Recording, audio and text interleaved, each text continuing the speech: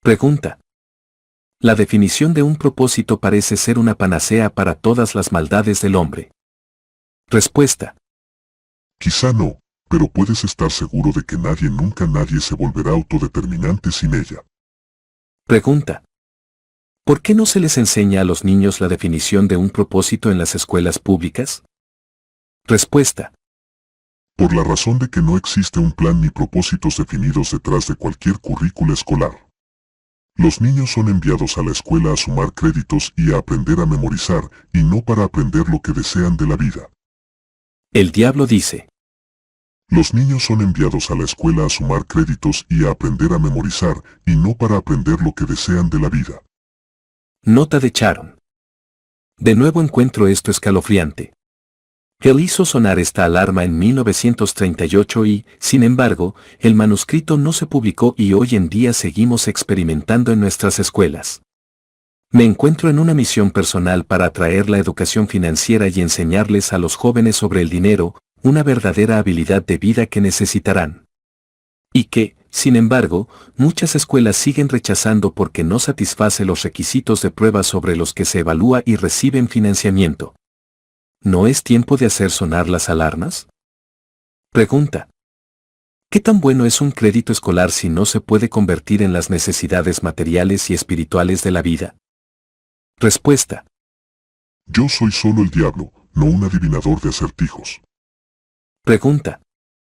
Puedo deducir, por todo lo que usted dice, que ni las escuelas ni las iglesias preparan a los jóvenes del mundo con un conocimiento práctico de sus propias mentes.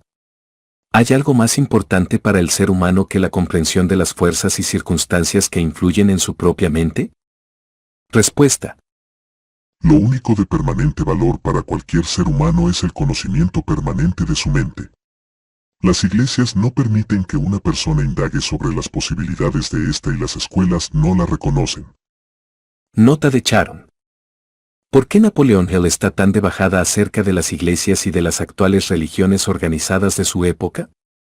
Creo que su crítica se origina de un amor duradero por el espíritu verdadero, el significado de la fe y la validez subyacente de todas las tradiciones religiosas, a pesar de lo que los seres humanos hacen para debilitarlas o corromperlas.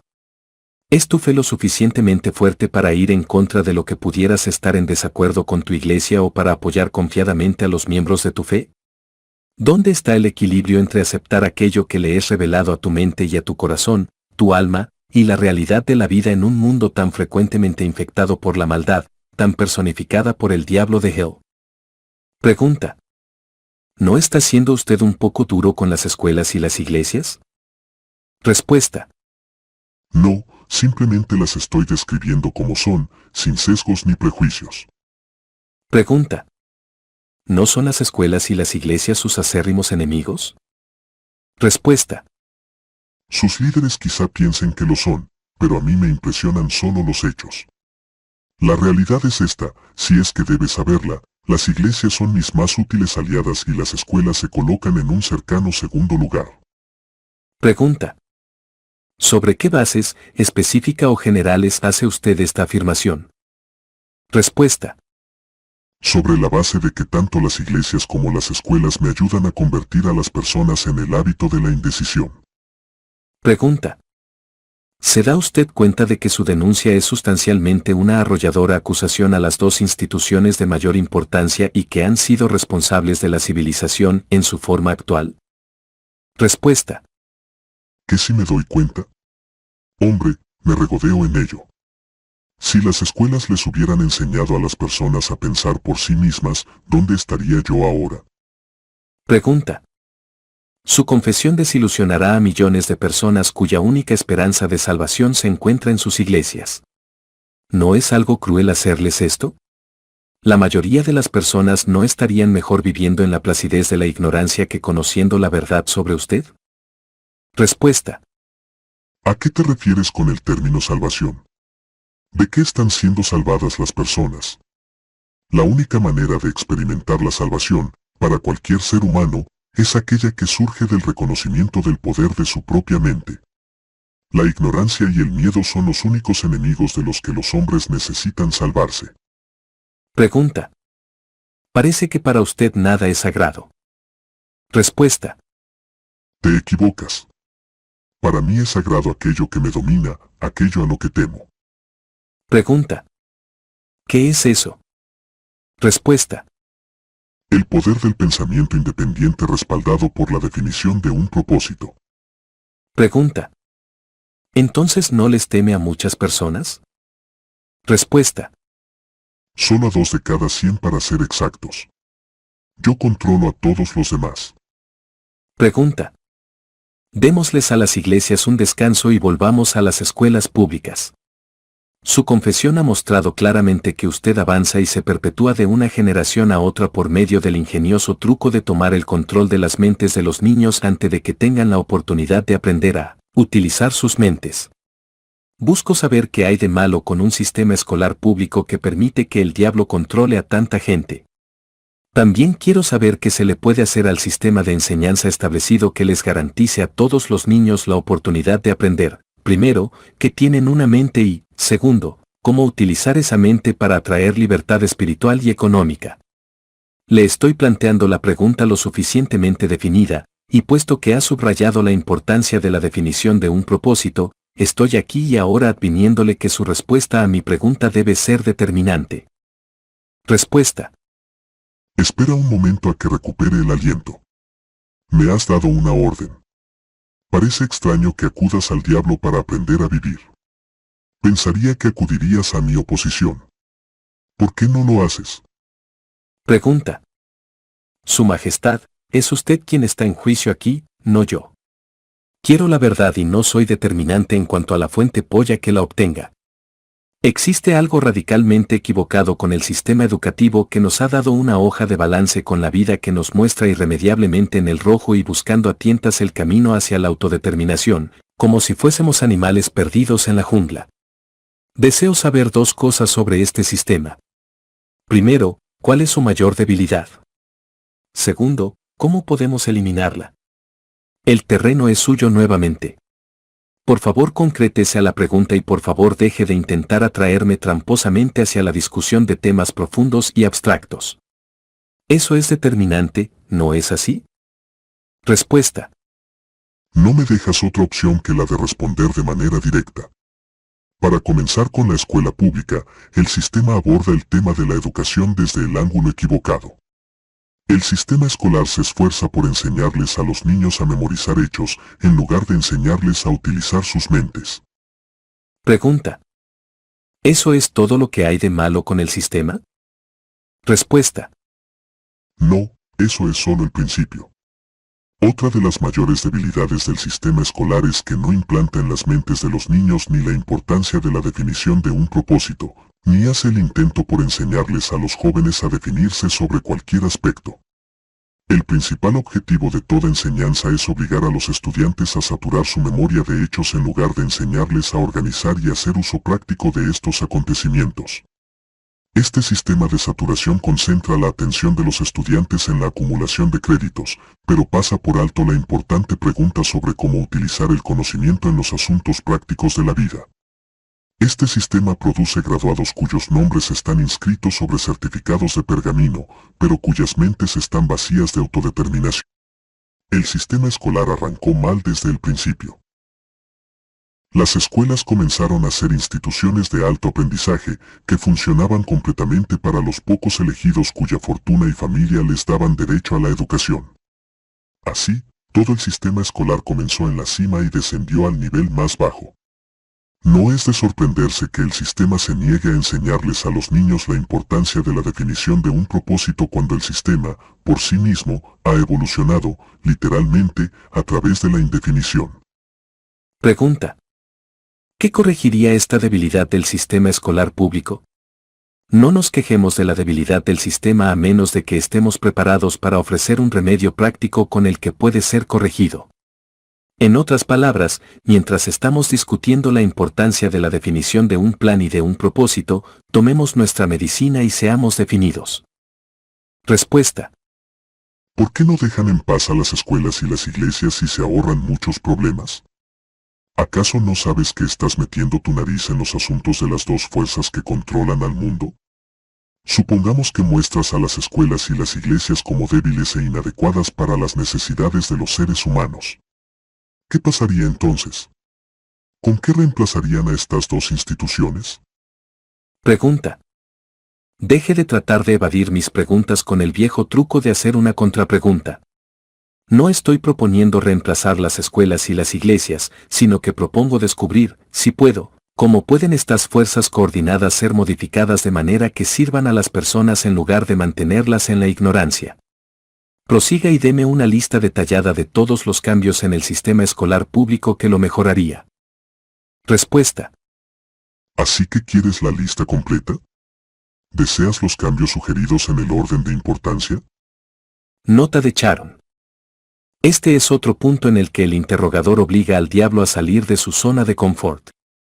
Resulta sorprendente y aleccionador atestiguar este intercambio, pero muy enriquecedor porque ofrece un plan de acción para el mejoramiento de nuestras escuelas públicas. Pregunta.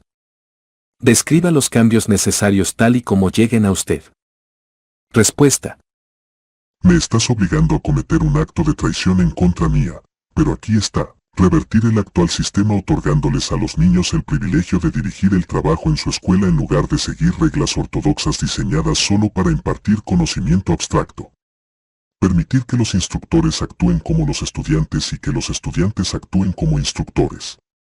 Siempre que sea posible, organizar todo el trabajo escolar en métodos definidos a través de los cuales el estudiante pueda aprender mediante la acción, y dirigir el trabajo en clase de tal manera que cada estudiante se involucre en alguna forma de labor práctica que esté conectada con los problemas cotidianos de la vida. Las ideas son el inicio de todo logro humano. Enseñar a todos los estudiantes a reconocer las ideas prácticas que pueden ser beneficiosas en la adquisición de lo que exigen de la vida. Enseñar a los estudiantes cómo administrar y utilizar el tiempo y, sobre todo, enseñarles la verdad acerca de que el tiempo es el valor más grande que es accesible a todos los seres humanos y también el más barato. Enseñar al estudiante los principales motivos por los que todas las personas son influidas y mostrarle cómo utilizar estos motivos para cubrir las necesidades y los lujos de la vida. Enseñar a los niños qué comer, cuánto comer y cuál es la relación entre el comer adecuadamente y la buena salud. Enseñar a los niños la verdadera naturaleza y el funcionamiento de la emoción en el sexo y, sobre todo, enseñarles que puede convertirse en una fuerza motivante capaz de llevarlos a los mayores logros. Enseñar a los niños a ser determinados en todas las cosas, comenzando por la elección de un mayor propósito definido en la vida. Enseñar a los niños la naturaleza y las posibilidades del bien y del mal en el principio del hábito, utilizando como ejemplos con los cuales dramatizar el tema, las experiencias cotidianas de los niños y los adultos. Enseñar a los niños cómo es que los hábitos se vuelven permanentes a través de la ley del compás hipnótico e influenciarlos para que adopten, mientras sea en menor grado, los hábitos que los llevarán al pensamiento independiente. Enseñar a los niños la diferencia entre derrota temporal y fracaso, y mostrarles cómo buscar la semilla de una ventaja proporcional que surge con cada momento de derrota.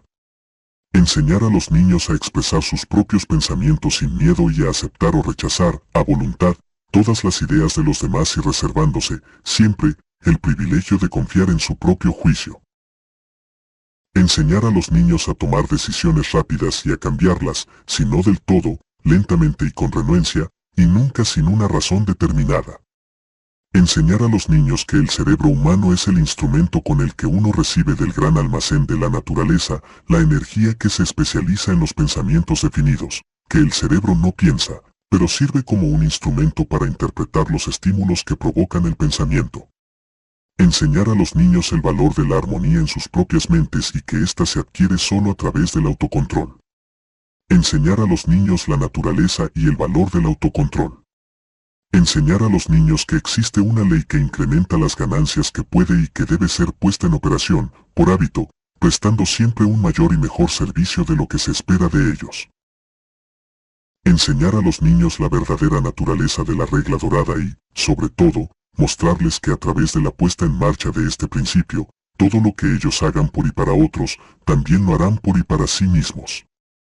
Enseñar a los niños a no expresar opiniones a menos que provengan de hechos o ideas que puedan ser razonablemente aceptadas como hechos. Enseñar a los niños que los cigarrillos, el alcohol, las drogas y los excesos en el sexo destruyen la fuerza de voluntad y llevan al hábito de la indecisión. No prohibir estos males, solo explicarlos. Enseñar a los niños el peligro de creer todo simplemente porque sus padres, sus tutores religiosos o alguien más lo dice. Enseñar a los niños a enfrentar los hechos, sean o no agradables, sin recurrir al subterfugio o a la excusa. Enseñar a los niños a promover el uso de su sexto sentido a través del cual las ideas se presentan por sí mismas en sus mentes provenientes de fuentes desconocidas y a analizar todas esas ideas cuidadosamente. Enseñar a los niños todo el significado de la ley de compensación tal y como fue interpretada por Ralph Waldo Emerson y mostrarles cómo funciona la ley en los asuntos pequeños y cotidianos de la vida. Enseñar a los niños que la definición de un propósito, respaldada por planes definidos y aplicados de manera persistente y continua, es la forma más eficaz de oración accesible a los seres humanos. Enseñar a los niños que el espacio que ellos ocupan en el mundo es medido en definitiva por la calidad y la cantidad de servicio útil que presten al mundo. Enseñar a los niños que no existe problema que no tenga una adecuada solución y que la solución a menudo se encuentra en la circunstancia que crea el problema. Enseñar a los niños que sus verdaderas limitaciones son aquellas que ellos implantan o que permiten que otros implanten en sus propias mentes. Ese hombre puede obtener lo que cualquier hombre puede concebir y creer. Enseñar a los niños que todas las escuelas y todos los libros de texto son implementos elementales que pueden ser útiles en el desarrollo de sus mentes, pero que la escuela verdaderamente valiosa es la gran universidad de la vida, en donde se tiene el privilegio de aprender de la experiencia. Enseñar a los niños a ser honestos consigo mismos en todo momento, que no podrán complacer a todos y, por lo tanto, a hacer un buen trabajo complaciéndose a sí mismos. Pregunta. Esa es una lista imponente, pero parece notable por el hecho de que ignora prácticamente todo tema que ahora se enseña en las escuelas públicas. ¿Esa era la intención? Respuesta. Sí. Tú me pediste una lista de los cambios sugeridos en el programa de la escuela pública que pudiese beneficiar a los niños. Bueno, pues eso es lo que obtuviste. Pregunta. Algunos de los cambios que usted sugiere son tan poco ortodoxos que impactaría a la mayoría de los educadores hoy en día, ¿no es cierto? Respuesta. La mayoría de los educadores de la actualidad necesitan ser impactados. Un buen sobresalto a veces ayuda al cerebro que ha estado atrofiado habitualmente. Pregunta. ¿Acaso los cambios que usted sugiere para las escuelas públicas les darán inmunidad a los niños contra el hábito de la indecisión? Respuesta. Sí, ese es uno de los resultados que traerían los cambios, pero también hay otros. Pregunta.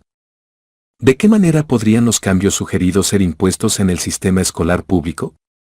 Usted sabe, por supuesto, que es difícil implantar una nueva idea en la mente de un maestro como lo es interesar a un líder religioso en modificar. Respuesta. Las clases deberían abolirse por completo. Deberían de reemplazarse por mesas redondas o por un sistema de conferencias como lo hacen los empresarios. Todos los estudiantes deberían de recibir instrucción y orientación individual sobre temas que no pueden ser impartidos adecuadamente de forma grupal. Pregunta. ¿Algún otro cambio? Respuesta. Toda escuela debería de tener un grupo auxiliar de instructores formado por profesionistas, empresarios, científicos, artistas, ingenieros y periodistas, cada uno de los cuales impartiría a todos los estudiantes un conocimiento práctico de su propia profesión, negocio u ocupación. Esta enseñanza debería ser conducida a través de un sistema de conferencias a fin de ahorrarles tiempo a los instructores. Pregunta. Lo que usted ha sugerido es, en efecto, un sistema auxiliar de instrucción que les daría a todos los estudiantes un conocimiento operativo sobre los asuntos prácticos de la vida a partir de la fuente original. ¿Es esa la idea? Respuesta. Lo has puesto acertadamente. Nota de Sharon. Otro tema que resulta relevante. Hace años, nosotros reunimos a un grupo de científicos y de hombres de negocios para impartir cursos básicos, por ejemplo de matemáticas y física, en sus campos como voluntarios en la escuela pública, solo para que nos informaran que, puesto que los científicos y los empresarios no eran profesionistas de la educación, no eran bienvenidos. Más recientemente, la tarea de llevar la enseñanza práctica a las escuelas ha comenzado a hacerse popular por parte de diversos grupos, Teach for America, America Saves Junior Achievement, sin embargo, sigue siendo vista como material de perfeccionamiento y no como parte fundamental del programa de estudios. Necesitamos atender al consejo de Hale y fomentar la enseñanza por parte de profesionistas con experiencia en sus campos. Pregunta. Descartemos el sistema escolar público y volvamos por el momento a las iglesias. Toda mi vida he escuchado a los clérigos impartiendo sermones en contra del pecado y advirtiendo a los pecadores que se prevengan y se arrepientan para poder ser salvados. Sin embargo, nunca he escuchado a ninguno de ellos decirme lo que es el pecado. ¿Podría usted iluminarme en este tema? Respuesta. El pecado es todo aquello que uno hace o piensa y que provoca infelicidad. Los seres humanos que se encuentran en óptimas condiciones físicas y espirituales deberían de estar en paz consigo mismos y siempre felices. Cualquier forma de miseria mental o física señala la presencia del pecado.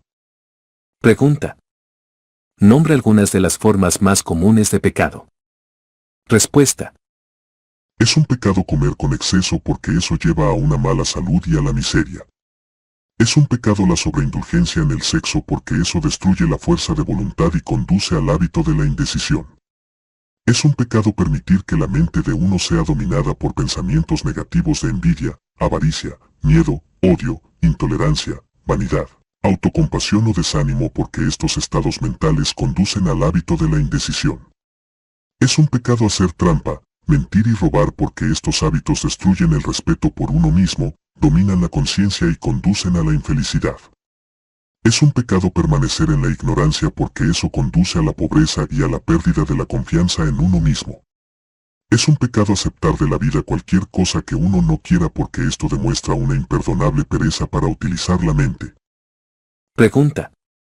¿Es un pecado divagar por la vida sin un objetivo, proyecto o propósito definidos? Respuesta. Sí, porque este hábito conduce a la pobreza y destruye el privilegio de la autodeterminación. Asimismo, lo despoja a uno del privilegio de utilizar la propia mente como un medio de contacto con la inteligencia infinita. Pregunta. ¿Es usted la principal fuente de inspiración del pecado? Respuesta. Sí. Es mi tarea ganar el control de las mentes de las personas en toda forma posible. Pregunta. ¿Puede usted controlar la mente de una persona que no comete ningún pecado? Respuesta. No puedo porque esa persona nunca permite que su mente sea dominada por ninguna forma de pensamiento negativo, no puedo introducirme en la mente de alguien que nunca comete pecados, ya no digamos controlarla. Pregunta. ¿Cuál es el pecado más común y más destructivo? Respuesta. El miedo y la ignorancia. Pregunta. ¿Tiene algo más que añadir a la lista? Respuesta. No hay nada más que añadir. Pregunta. ¿Qué es la fe? Respuesta. Es un estado mental en el cual uno reconoce y utiliza el poder del pensamiento positivo como un medio por el cual se entra en contacto y hace uso del almacén universal de la inteligencia infinita a voluntad. Pregunta. En otras palabras, la fe es la ausencia de todas las formas de pensamiento negativo. ¿Esa es la idea? Respuesta. Sí, esa es otra manera de describirla.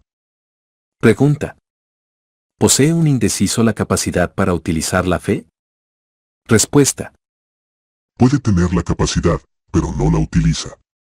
Todos poseen el potencial para despejar su mente de todos los pensamientos negativos y, así, beneficiarse con el poder de la fe. Pregunta. Poniéndolo de otra forma, la fe es la definición de un propósito respaldado por la convicción en la obtención del objeto de ese propósito. ¿Eso es correcto? Respuesta. Exactamente esa es la idea. El diablo dice. La fe es la definición de un propósito respaldado por la convicción en la obtención del objeto de ese propósito. Nota de Sharon. Fe en Dios como en ti mismo. Capítulo 10. La autodisciplina. Pregunta. ¿Qué preparación debe uno recibir antes de poder actuar con definición de un propósito en todo momento? Respuesta. Uno debe de ganar dominio sobre sí mismo. Aquel que no tiene dominio sobre sí mismo no podrá dominar a otros. La carencia de autodominio es, en sí misma, la forma más destructiva de indefinición. Nota de Sharon. Aquel que no tiene dominio sobre sí mismo no podrá dominar a otros. Qué cierto es esto. Piensa en nuestros líderes políticos que han caído en desgracia porque no pudieron controlar su propia conducta. ¿Cómo podemos confiar en que ellos controlen la nuestra? Pregunta. ¿Dónde debemos comenzar a dar el primer paso para el control sobre uno mismo? Respuesta. Dominando los tres apetitos que son los principales responsables de la falta de autodisciplina. Los tres apetitos son, 1. El deseo por la comida, 2. El deseo por la expresión sexual, 3. El deseo por expresar opiniones débilmente ordenadas. Pregunta. ¿Acaso el hombre posee otros apetitos que requieren de control? Respuesta. Sí, muchos de ellos, pero estos tres son los que deberían ser dominados primero. Cuando un hombre logre dominar estos tres apetitos, habrá desarrollado suficiente autodisciplina como para dominar fácilmente aquellos de menor relevancia. Pregunta. Pero estos son apetitos naturales. Deben ser exculpados si es que uno ha de estar sano y feliz. Respuesta. Ciertamente son apetitos naturales, pero también son peligrosos porque las personas que no han alcanzado el dominio sobre sí, sobrealimentan estos apetitos. El autodominio abarca el control suficiente sobre los apetitos para que uno pueda alimentarse de lo que necesita y rechazar la comida que no necesita. Pregunta. Su opinión es interesante e ilustrativa. Describa los detalles a través de los cuales pueda entender cómo y bajo qué circunstancias las personas sobrealimentan los apetitos. Respuesta. Toma como ejemplo el deseo por el alimento físico. La mayoría de las personas son tan débiles en la autodisciplina que llenan sus estómagos con una combinación de alimentos sustanciosos que agradan al paladar, pero ponen a trabajar en exceso a los órganos de la digestión y la eliminación.